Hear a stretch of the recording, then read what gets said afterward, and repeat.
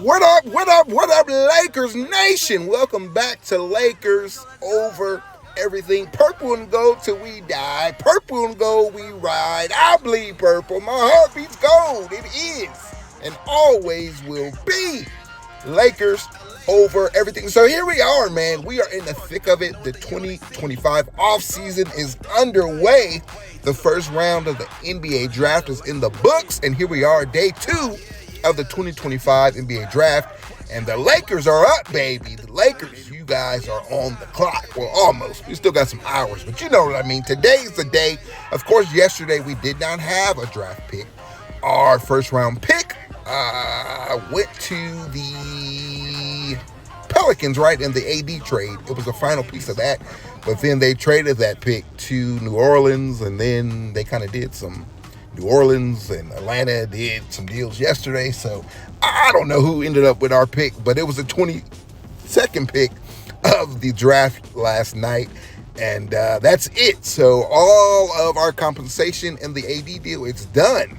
That's a wrap, baby. We are officially out of that era, right? That stuff is done. AD's gone. All the picks are gone. New Orleans don't have any of the players. That thing was crazy. But the one thing that does stand, that's not gone, is championship banner number 17. Sorry, 18. I'm speaking that into existence. But banner 17 stands, right? It's waving in the Raptors. So we won that trade. It's contrary to what New Orleans may say and other haters may say. At the end of the day, New Orleans don't have any of the players. The Lakers no longer have AD, but the Lakers do have a banner. So Lakers win in the end. Enough of that. So yeah, we're going to talk about the draft in a second to close out the video, but we got to talk about Austin Reaves. That's the big thing today that we must talk about. Austin, of course, the Lakers extended, or they offered an extension, a max extension to Austin Reaves. Of 4 years, $89.2 million, I believe. And of course, he turned that down. He did not accept that extension, but we kind of all knew this. So that's the max that the Lakers could offer. So it wasn't a low ball offer or any of that.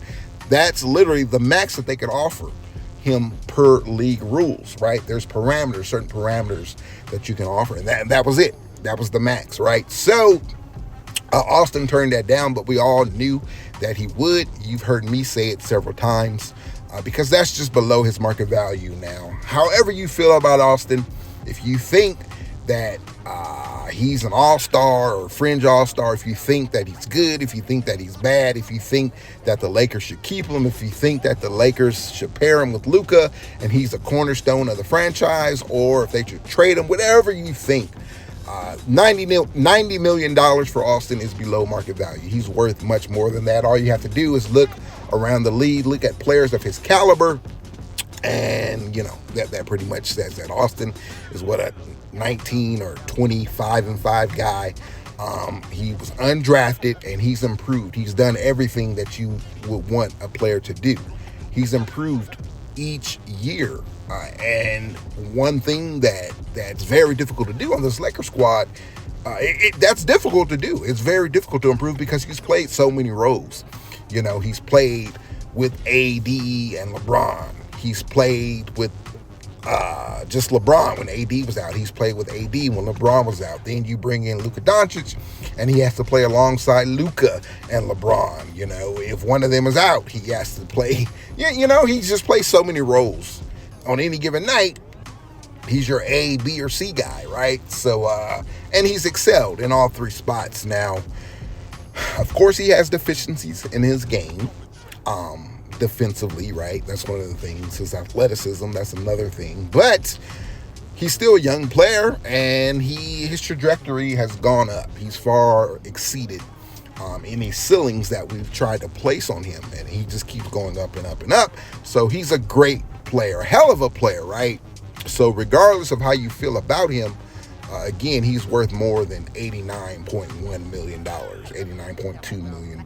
Let's just say 90. He's worth more than $90 million.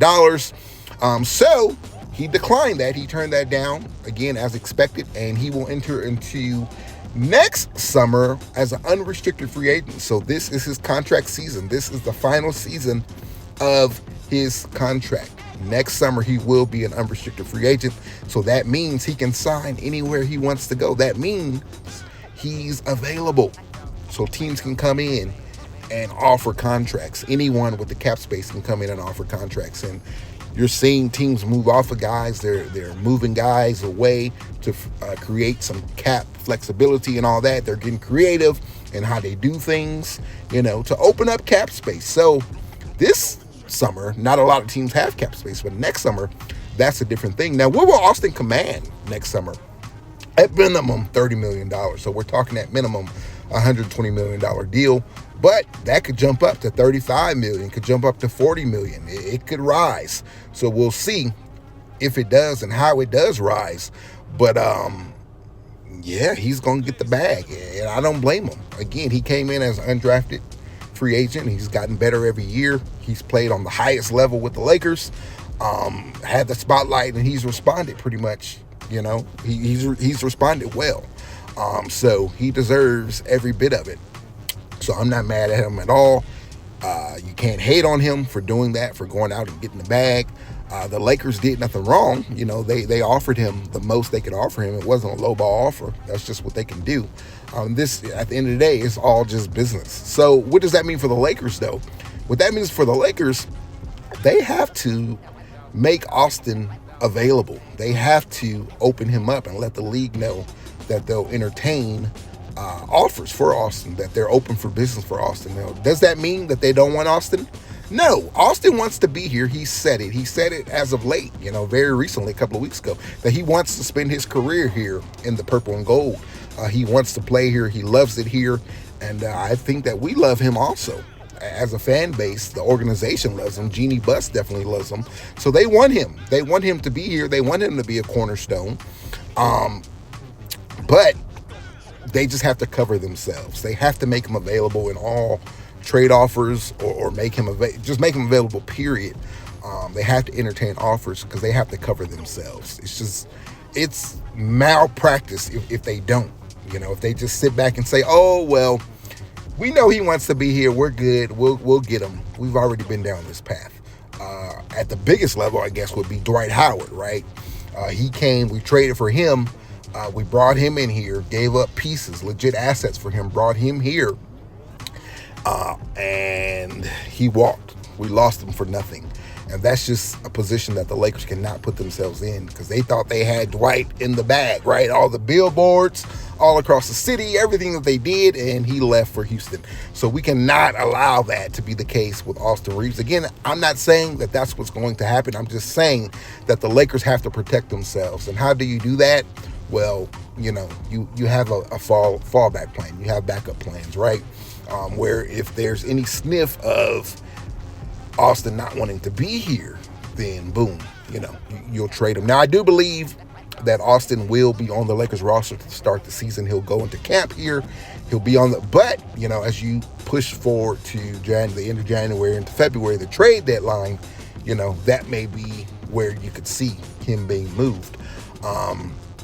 But if I had to put my money on it, I would say that Austin remains with the Lakers all season long. He enters into unrestricted free agency next summer, and he signs with the Lakers. That's what I think would happen.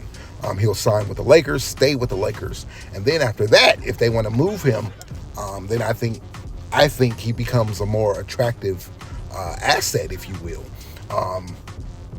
because he'll be signed long term. Because here's the thing: if a team does take a gamble and they trade for Austin, they're still taking risk for him walking. Say, for instance, Utah. Utah and the Lakers finally do a deal, and Austin is part of that deal. They send him to Utah.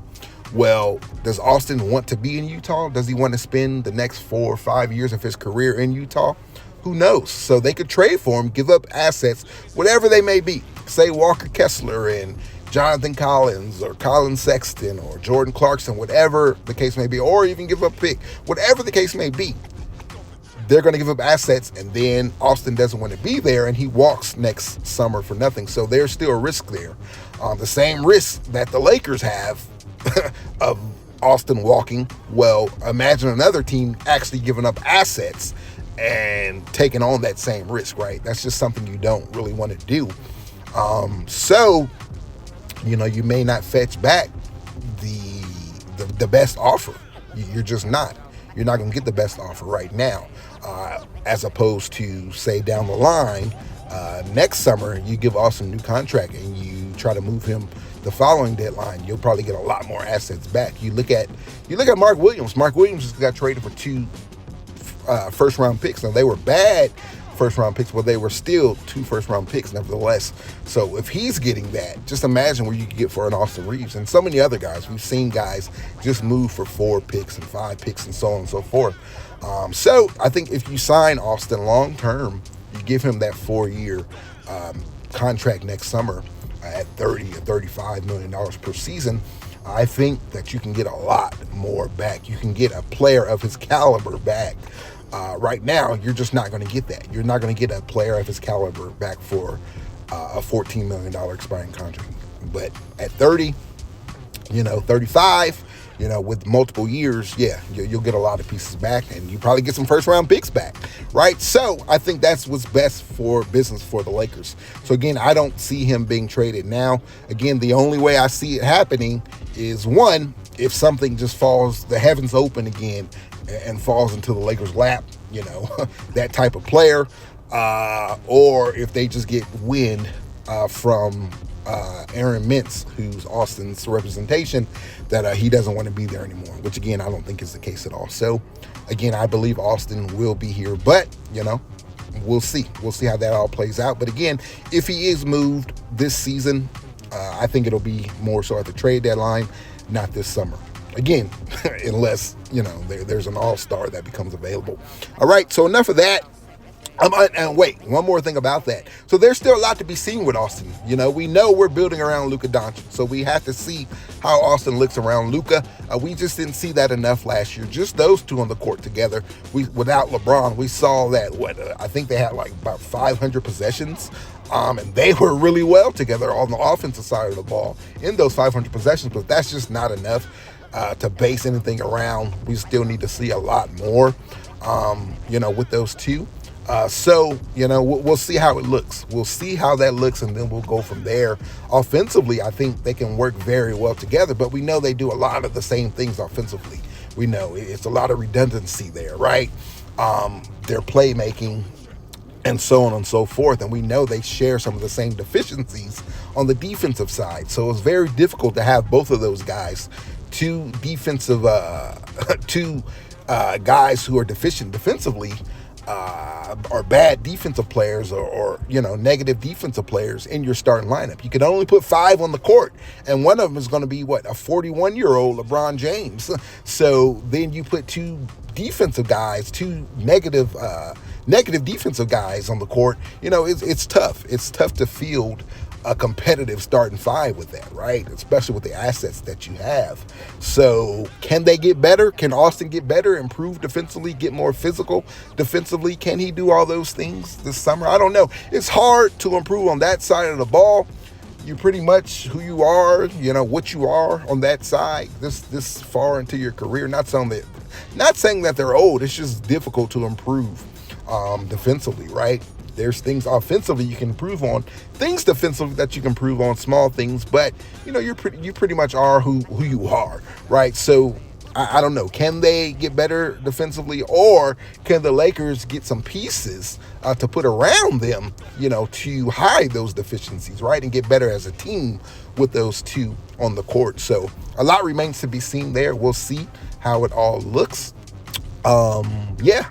So it'll be very interesting. The one thing that's going to be very annoying this summer for Austin and for Lakers Nation and all that, it's going to be brought up everywhere he goes all season long. We're going to have to hear about, Austin Reaves leaving or what he wants to do in free agency and all that. And I know that's going to be a distraction for him, a distraction for this entire team, but I mean, we're used to distractions, right? As a fan base, we're very much accustomed to that, but it's going to be annoying. We have to go all season long, and then on top of that, we're going to have to go all season long about LeBron. If if he's going to retire. It's going to be a lot. It's going to be a whirlwind, a circus this summer. But it is what it is. Such is life. Such is being the Lakers organization. Such is being a part of Lakers Nation and a Lakers fan. So it is what it is. We'll navigate through it. All right, enough of that. Let's move on to the draft again. The Lakers draft tonight. We didn't have a draft pick last night, but we do have a draft pick tonight. And we woke up thinking it was going to be the 55th pick. But the Lakers made a move. They moved up 10 spots. So they went from 55 to 45. They made some trades and spent some cash, and they moved up 10 spots. So now they hold the 45th pick tonight in tonight's draft. So is there a target that they have in their view, on their radar? Is there a young center out there? There are a few of them that are available. So is that why they moved up? They have someone on their radar, or, could they trade that pick? There's a lot of questions. There are a lot of questions, but nonetheless, something is going to happen today. We know that nothing happened yesterday. Something is happening today. We already had something, them moving up 10 spots, but either they're going to make a selection or they're going to make a trade. That's definitely going down tonight. So it'll be very fun to see what the Lakers do there. All right. We know we have a lot of needs. Of course, we need a center, starting center, a backup center. So we need centers. And we need some other things. You need athleticism. You need some more youth. You need some shooting, of course. You need some defense. You need some 3-and-D. There's a lot of things that they need. So let's see how much of it they can do. They're also in talks with Miami. Miami and Utah, looks like. So Miami, looks like they're interested in Andrew Wiggins. And, of course, Miami wants to get off of that Andrew Wiggins contract. The latest that I saw, Miami is interested in Rui Hachimura. So let's keep our eyes there. Let's see if something can get done. If that's the case, they're helping Miami by offloading that contract. I don't want to see the Lakers give up any picks in that, right? I don't. Of course, the Lakers have that 2031 pick. That's the first round pick. The first round pick that they have available to trade this year. I don't want to give that up. I don't want to give that up for Andrew Wiggins because we're giving up. We're giving them cap space. But the 45th pick, I'd give that up, along with Rui and whatever else they had to give up to make the money work and all that, excluding Austin. I'm not giving up Austin Reaves for Andrew Wiggins, but Rui and so on, yeah. We can talk business. Then Utah, Walker Kessler. Of course, we know the Lakers are very interested in Utah, and in Kessler. Could something get done there? Yeah, we'll see. We'll see. They're talking. They're engaging. Rob is talking. Rob is doing what he's supposed to do. Now let's see if he can deliver. Yeah. Oh, maybe tonight. We'll have a trade. Maybe tonight we'll have our starting center, or maybe tonight we'll have us a wing, or maybe we'll have both. Who knows, right? Yeah, it's going down, man. A few other dates. So LeBron, DFS, they all have, both of those guys have player options.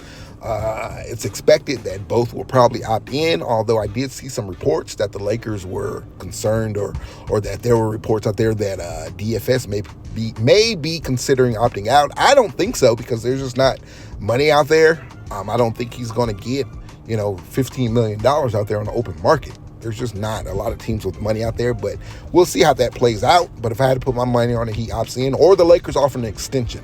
I think that's better. I think he opts out because the Lakers they'll offer him an extension. All right. So those decisions have to be made by Sunday. That's the final day on those decisions. And LeBron, the word has been that he's going to opt in. So I'm believing that's what'll happen. That'll be the case. So we'll see how that plays out. But again, we'll know that this weekend. And then, of course, free agency begins on Monday, the 30th at 6 p.m. Eastern Time, 3 p.m. Pacific. Now, the Lakers don't have a ton of money to spend in free agency. Pretty much the only thing that they have is their, taxpayer MLE, which is what, $5.9 million. Then after that, it's all vet minimum contracts. So, but they can do some things to open up that full MLE if they can trade Vando. Maybe in one of these deals, a Utah deal or something, they could trade Vando. Or another team who has money or space to absorb his contract. We'll see how that all plays out. But nevertheless, it's going to be a very interesting weekend in the NBA. It's going to be a fun weekend, and fun week, heading into next week, right? And the Lakers are in the midst of it all, as always. We always are. But last summer, we know how that turned out. We're not going to repeat that. The big date, though, is August 2nd. That's when the Lakers can offer a contract to Luka Doncic, an extension to Luka Doncic. I believe they will. I think it'll be like a 3-year deal or 4-year deal with the, opt out on that final year. It'll be something like that.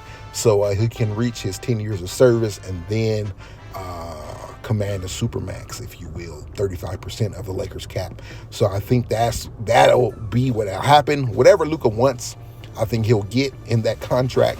So, but again, that's August 2nd. We have to go through free agency. So the Lakers, they got to get to business, and they got to get some stuff done, so they can go to Luka and be like, look, this is what we did. So go ahead, put that pen to paper, and sign up to being a Laker long term. I believe that will happen unless they just absolutely strike out in free agency, which I don't see them doing. They did it last year, did nothing. They're not going to do that again. But that's that. The one other note in regards to the options that have to be made this weekend is Jordan Goodwin. The Lakers do have a team option. It's a vet minimum team option on Jordan Goodwin. I believe they will pick that up because he's just a good player. The Lakers need depth, and he's a really good player to have, on your bench and come in and give you some solid minutes and give you the depth that they need. So a very team-friendly contract, and I think they will do that. One other, I guess the last piece, as we're going through it, is Shake Milton. The Lakers have until July 20th, which is well into free agency, to guarantee his contract. Right now, it's a non-guaranteed contract of $3 million. That's very favorable for the Lakers because say they go out and do everything they need to do, then boom, they just let Shake walk, right? Or if they need him they just need to fill a roster spot, then they can guarantee that contract. Or if they need that roster spot, because they're going to acquire more guys than they send out in a trade. Now, the money has to work, but they still can acquire more guys than they send out. And if they need that roster spot, then they can just let him go. So whatever they need, they can use that contract. Say they do a trade and they're $2 million shy, because remember, the Lakers have to send out the same amount of money, or more than they take in, right? They can't take in more money than they send out. All right. So say, for instance, they do a trade and they're $2 million short, $2.5 million short. Well, boom, they can guarantee Shake Milton's contract for $2 million or $2.5 million, all the way up to $3 million. So say they're $2.999 million short, right? Well, they can guarantee Shake's contract for that $2.9999 million to make the money work, and then they could send him out, trade him or whatever, and then to facilitate that deal. So it's an asset. That contract is an asset to have. One of the things that the Lakers did, well, they didn't do it. They didn't give him that contract, but it's one of the things that works into the Lakers' favor with that contract. So we'll see how that works out. But again, July 20th. So we'll see, how they use that. At the end of the day, it could be used for nothing. He's just waived, or he just comes back, whatever the case may be. So that's it. That's everything you need to know about the options and everything else that the Lakers have, player options, decisions that they have to make, the dates, all that. And then we talk about Austin. That'll be an ongoing year-long thing that we're going to have to continuously talk about. And then the Lakers moved up 10 spots, so from 55 to 45. So again, it's going to be a very busy day, very busy weekend, very busy week. So make sure you got your phones charged. Make sure you got your AirPods if you're at work, because man, News can break at any moment. It's going to be fun. Yesterday was wild, right? There were a lot of trades and things before the draft even started. So I think it's going to be the same thing heading into this weekend and next week. And again, we're going to be right in the midst, all right? So tap in with me. I'll be on Bleacher Report later today. I normally go on at 4 p.m. Pacific, but it's going to be a little bit later today because I'll be on there immediately when the Lakers make their draft selection. So come hang out with me over there, or I'll tap in with you guys on here, wherever I'm at. Just tap in with your boy on X, whatever the case may be. Purple and gold till we die. Purple and gold we ride. I bleed purple. My heart beats gold. It is and always will be. Lakers over everything. Go Lakers. Go Lakers. Go Lakers. LOE out. Peace. He's still got it.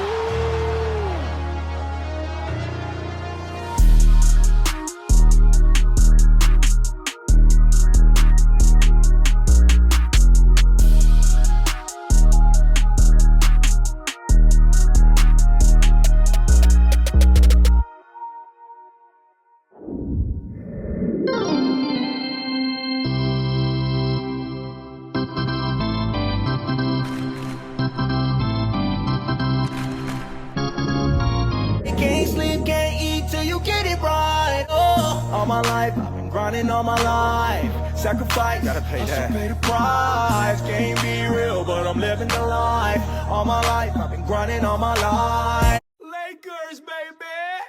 Yeah. You know what it is. Purple, yellow, purple, yellow, purple, yellow, purple, yellow. Yeah. You know what it is. Purple, yellow, purple, yellow, purple, yellow, purple, yellow. Yeah.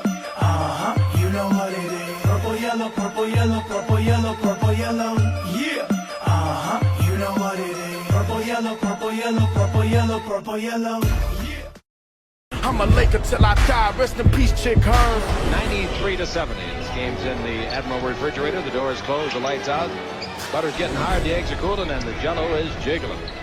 Been jiggling for a long time.